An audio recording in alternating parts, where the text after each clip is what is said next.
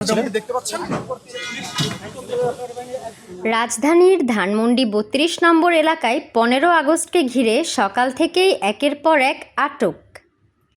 সকাল ১০:১০টার দিকে সেখানে ফুল দিতে আসেন ৩৭ বছর বয়সী অর্ণব দাস। পুলিশ বলছে, টাঙ্গাইলের বাসিন্দা অর্ণব কার্যক্রম নিষিদ্ধ আওয়ামী লীগের সহযোগী সংগঠন যুবলীগের সক্রিয় কর্মী। ধানমন্ডি ৩২ নম্বর এলাকা থেকে তাকে আটক করে প্রথমে থানায় নেওয়া হয়। পরে অর্ণবকে আদালতে পাঠানো হয়েছে বলে জানিয়েছে পুলিশ। এদিকে দুপুরের দিকে ধানমন্ডি ৩২-এর প্রবেশ মুখে মুঠোফোনে ভিডিও ধারণ করছিলেন এক রিকশা চালক।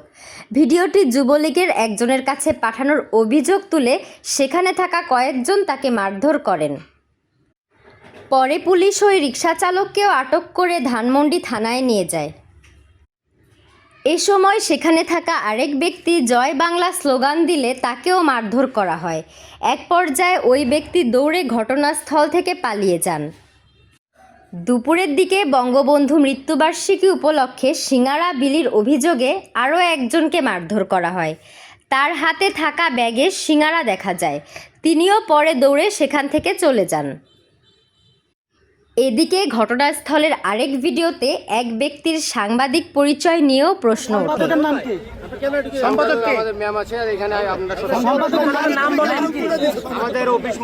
ভিডিওতে তাকে সাংবাদিক পরিচয় দেওয়ার পর সেই পরিচয় নিয়ে অসঙ্গতির অভিযোগের মুখে পড়তে দেখা যায়। আয়াসের নেতৃত্বে নিজেদের জুলাই যোদ্ধা পরিচয় দেওয়া একদল ব্যক্তি সেখানে অবস্থান করছিলেন। তাদের দাবি, আওয়ামী লীগ ও যুবলীগের নেতাকর্মীদের পেলে তারা পুলিশের হাতে তুলে দিচ্ছেন। মারধরের বিষয়ে সাংবাদিকদের প্রশ্নের জবাবে আয়াস দাবি করেন, তারা মব সৃষ্টি করছেন না এবং সংশ্লিষ্ট ব্যক্তিদের শুধু পুলিশের কাছে সোপর্দ করছেন। এদিকে পরিস্থিতি নিয়ন্ত্রণে ভোর থেকেই ধানমন্ডি ৩২ নম্বরে পুলিশের ব্যারিকেড বসানো হয়।